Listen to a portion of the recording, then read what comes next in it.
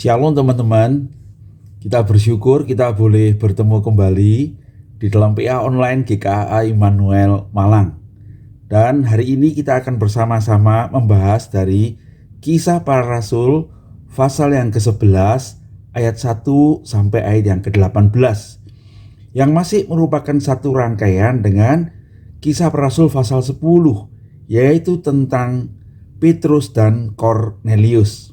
Pada hari ini kita akan membahas tentang bagaimana Petrus itu mempertanggungjawabkan baptisan yang dia lakukan terhadap Kornelius, yang menurut saudara-saudara pada waktu itu adalah seorang kafir.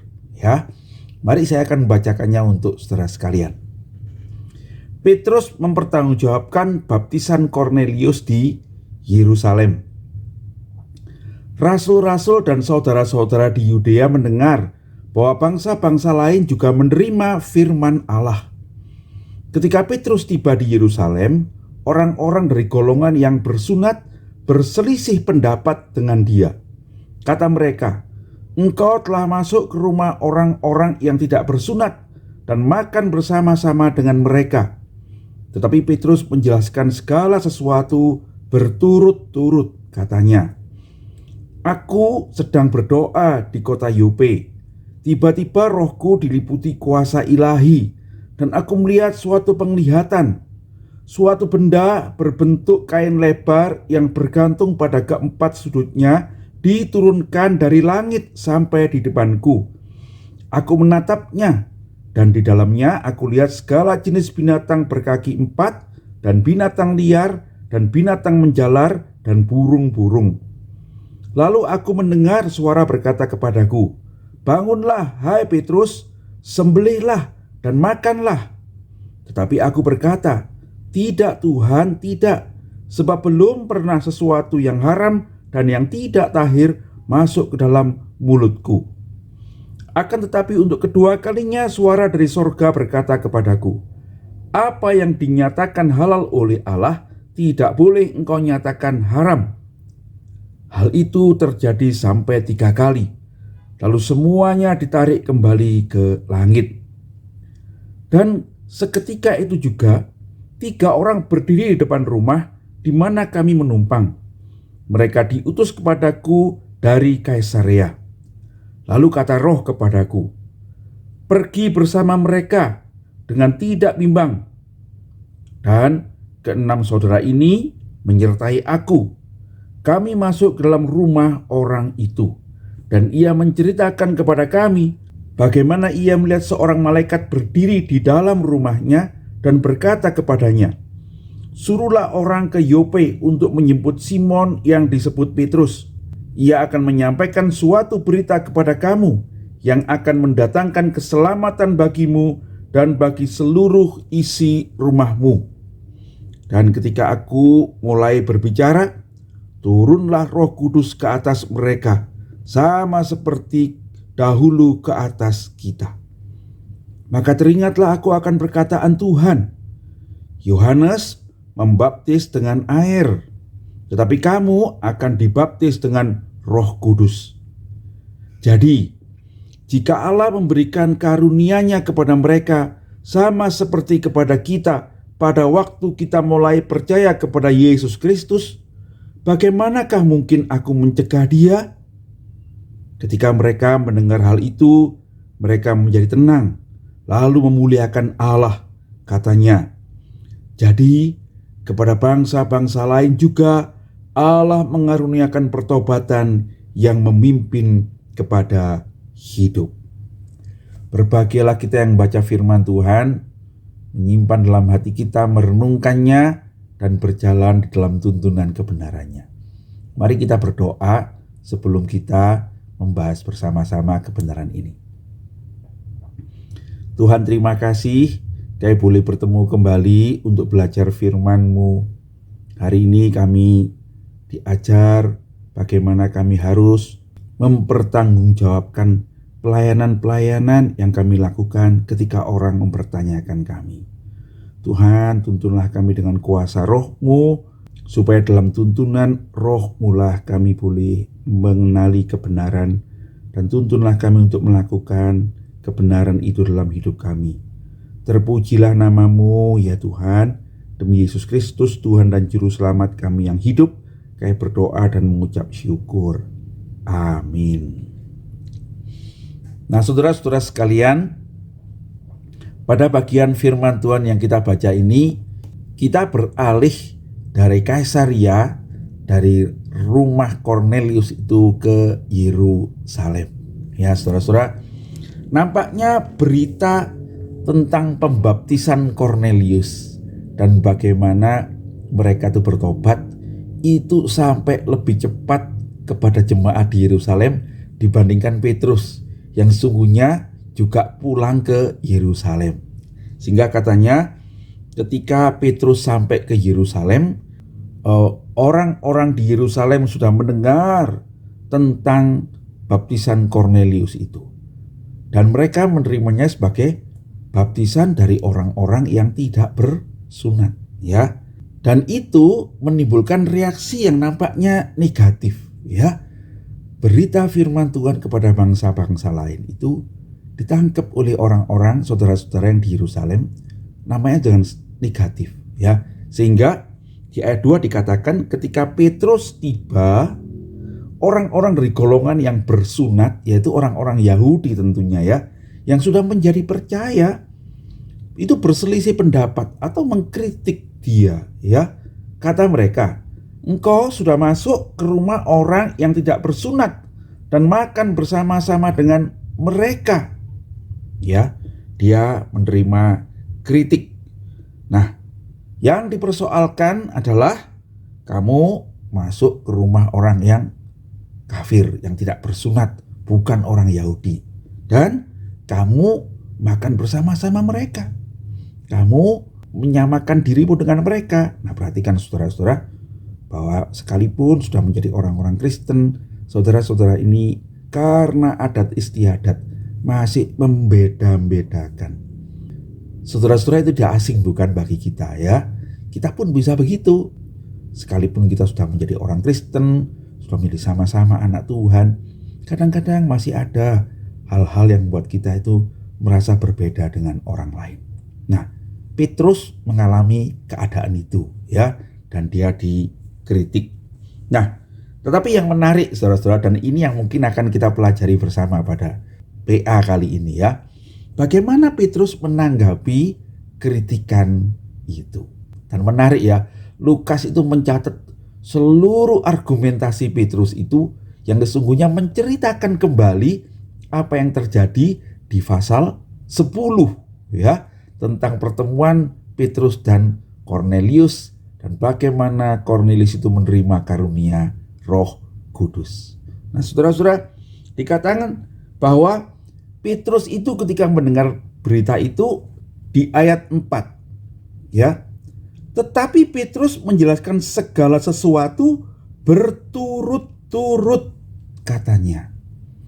Jadi Petrus menanggapi kritikan itu dengan menceritakan segala sesuatu berturut-turut, dalam arti Petrus itu kemudian memaparkan faktanya, apa yang sesungguhnya terjadi ya.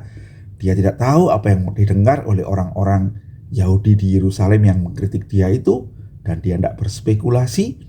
Dia menuntun mereka pada apa yang terjadi karena dialah yang mengalaminya secara langsung ya, dan dia memberitahukan mereka seluruh fakta tentang pertemuannya dengan Kornelius ya.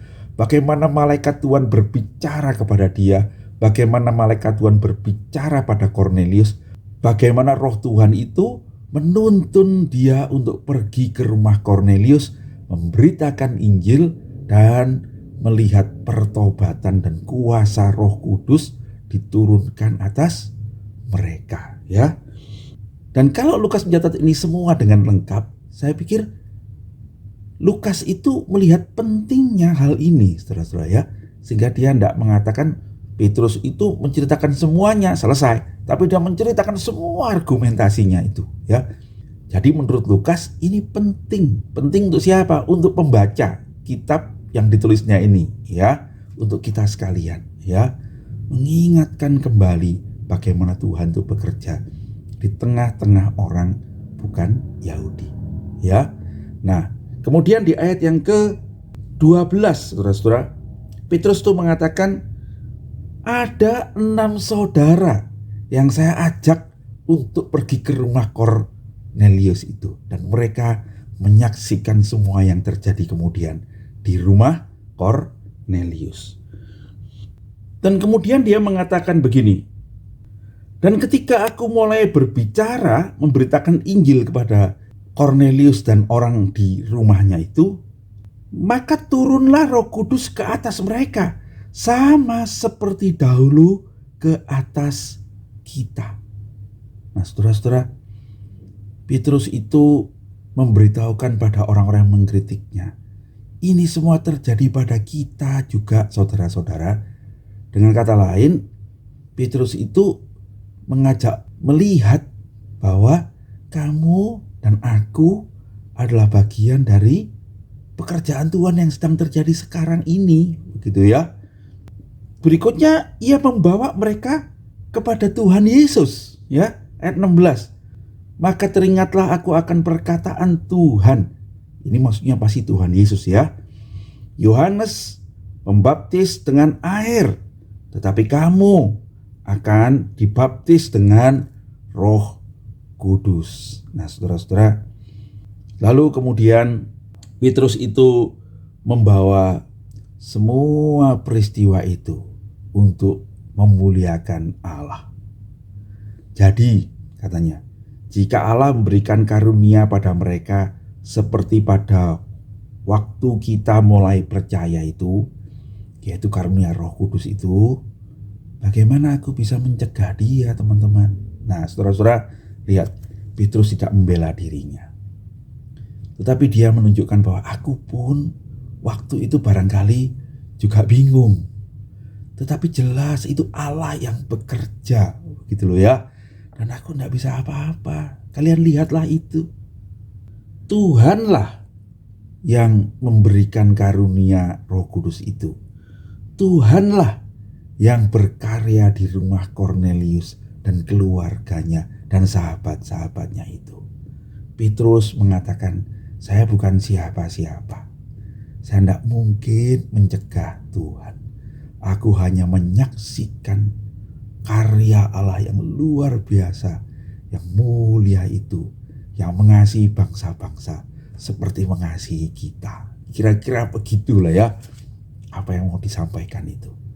Saudara-saudara, karena hal itu, maka dikatakan orang-orang yang mengkritik itu kemudian menjadi tenang, ya. Gambaran mereka terpaku, tenang. Mereka barangkali terharu. Barangkali mereka mulai menyadari kebenaran itu. Dan dikatakan selanjutnya, lalu mereka memuliakan Allah. Katanya, jadi kepada bangsa-bangsa lain juga Allah mengaruniakan pertobatan yang memimpin kepada hidup, ya. Dan kemudian mereka bersepakat bersyukur kepada Allah. Mereka tidak lagi mengkritik Petrus, tetapi mereka bersyukur atas apa yang terjadi pada Petrus. Nah, saudara-saudara sekalian,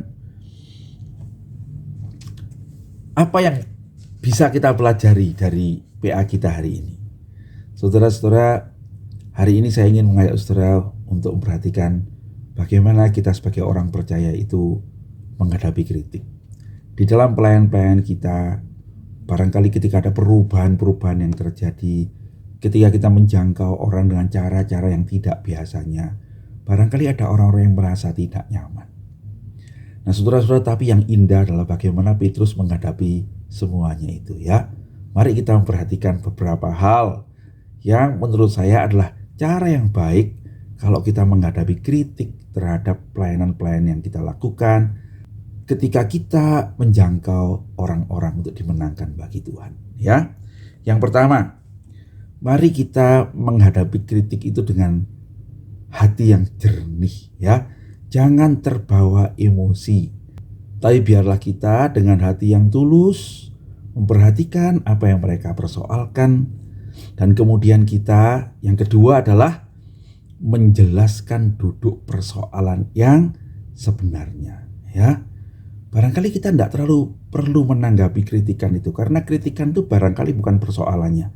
Kalau saudara perhatikan apa yang dikritik orang-orang itu, sesungguhnya bukan itu yang dijawab oleh Petrus, bukan? Mereka mengkritik tentang kenapa kau masuk ke rumah orang kafir, kenapa kau makan bersama mereka. Petrus tidak ingin menjawab itu, tapi dia menceritakan, saya masuk ke sana itu dengan sebuah tuntunan Tuhan. Itu yang dia ceritakan. Dia tidak ingin bicara tentang makan bersama mereka, masuk bersama mereka, enggak. Tapi dia menceritakan bagaimana Tuhan itu berkarya. Duduk persoalan sebenarnya yang membuat apa yang mereka lihat itu dipersoalkan, gitu loh ya. Nah, saudara-saudara, ini penting ya, ceritakan faktanya. Barangkali itu akan bisa mengubah perspektif dari orang-orang yang sedang mengkritik kita, ya. Berikutnya, jika ada saksi, saudara-saudara, seperti dalam cerita Petrus ini ada 6 orang yang bersama-sama dengan dia, biarlah kita menyampaikan. Tapi ingatlah ya, saya rasa Petrus baik dengan menunjukkan bahwa inilah saksi-saksi yang positif, bukan saksi yang negatif, ya. Bukan saksi untuk menyerang balik, tetapi saksi yang menunjukkan bahwa yang saya omongkan ini benar, begitu ya.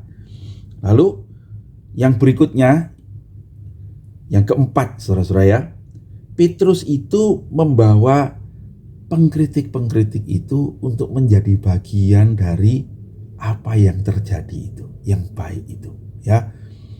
Dia mengatakan, bukan, saudara-saudara, apa yang kulihat itu adalah sama yang seperti kita alami, ya. Dia membawa kita, ya. Kamu juga mengalami itu, saya juga mengalami itu, dan itu saya lihat terjadi juga di rumah Cornelius, seperti yang kita alami, ya. Jadi dia tidak membuat orang-orang yang mengkritik itu menjadi bagian yang di luar, tetapi dia memasukkan orang yang mengkritik jadi bagian dari apa yang terjadi yang baik itu, ya, kita, ya. Nah, saudara-saudara, itu penting ya. Kalau kita berhasil mengajak orang-orang yang mengkritik kita itu menjadi bagian dari pelayanan yang kita lakukan, itu akan buat mereka merasa terlibat dalam kebaikan-kebaikan itu, ya. Dan berikutnya, sampaikanlah firman Allah. Petrus tidak mendasarkan itu pada sesuatu yang pengalaman pribadi saja, tetapi Petrus mengingatkan mereka tentang firman Tuhan, tentang apa yang dikatakan oleh Tuhan Yesus. Dengan begitu, mereka itu diingatkan pada guru mereka yang mereka kasihi bersama-sama, yang mereka ingat mati untuk menebus dosa mereka di kayu salib. Petrus mengajak mereka untuk mengingat apa yang dipesankan oleh Tuhan sendiri. Nah, ini baik ya. Jadi Petrus tidak mengatakan aku benar apa aku salah, enggak. Tapi dia berkata, aku ingat perkataan Tuhan. Jadi dia sendiri menjadikan dirinya adalah objek daripada perintah Tuhan itu, ya, tentang Roh Kudus yang diturunkan bagi orang percaya itu, ya. Dan kemudian yang terakhir, Petrus itu kemudian membawa semuanya itu untuk memuliakan Tuhan. Semuanya itu adalah pemberian Tuhan. Semuanya itu adalah karya Tuhan. Dan lebih lanjut dia menunjukkan, saya bukan siapa-siapa. Petrus tidak membanggakan dirinya di dalam pekerjaan itu. Bahkan dia menunjukkan, aku ini cuma orang yang tidak ada apa-apanya. Ketika dia mengatakan, siapakah aku? Sehingga aku bisa mencegah Tuhan. Tuhanlah yang empunya kemuliaan, yang mengerjakan semuanya itu, yang harus kita puji dan kita syukuri dan kita taati. Saudara-saudara sekalian, dari mengkritik orang-orang itu menemukan perspektif yang lain. Mereka tidak lagi menganggap Petrus itu melangkah sendiri. Mereka tidak iri hati pada keberhasilan Petrus, tetapi kemudian mereka menjadi bagian daripada kemuliaan Tuhan di dalam pelayanan itu. Dan mereka kemudian memuji Tuhan. Saudara-saudara, yang paling sulit itu kadang-kadang kalau kita dikritik orang itu, kita membela diri dengan mengangkat diri, lalu menyerang balik pengkritik itu. Nah, kadang-kadang itu tidak menolong.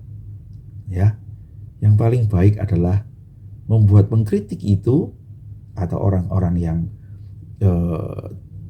tidak nyaman itu untuk melihat hal yang baik, membawa mereka menjadi bagian dari kebaikan itu, dan kita merendahkan diri supaya jangan kita yang ditinggikan dari pekerjaan-pekerjaan itu, tapi biarlah Tuhan yang ditinggikan. Dan biasanya saudara-saudara dalam pelayanan, ketika semua orang berhasil melihat Tuhan di dalam pelayanan, di dalam pekerjaan itu, maka semua orang akan sepakat dan akan memuji Tuhan. Ya, Soli Deo Gloria. Segala kemuliaan itu hanya bagi Tuhan. Tuhan kiranya menuntun kita, menolong kita untuk hidup menjadi hambanya, saksinya, umatnya. Dan kiranya Tuhan dipermuliakan dalam semua yang kita lakukan itu. Mari kita berdoa. Terima kasih Tuhan, kami boleh belajar dari firman-Mu. Kiranya Engkau menuntun kami, supaya kami boleh berjalan dalam kebenaran itu. Dan biarlah Tuhan sungguh hidup kami, hidup gereja-Mu, hidup pelayanan kami memuliakan nama-Mu. Supaya di tengah-tengah perbedaan-perbedaan pendapat, di tengah-tengah konflik yang mungkin timbul, kami selalu disatukan kembali ketika kami membawa Engkau di tengah-tengah pergumulan ini. Dan kiranya Engkau-lah yang akan berkarya dengan kuasa Roh-Mu, membuat kami semua boleh memuliakan nama-Mu. Terpujilah nama Tuhan. Dalam nama Yesus Juru Selamat kami yang hidup, kami berdoa dan mengucap syukur. Amin. Demikian PA kita hari ini saudara-saudara. Tuhan Yesus memberkati. Sampai kita bertemu hari Selasa jam 6 sore. Kita boleh mendiskusikan bagian ini bersama-sama.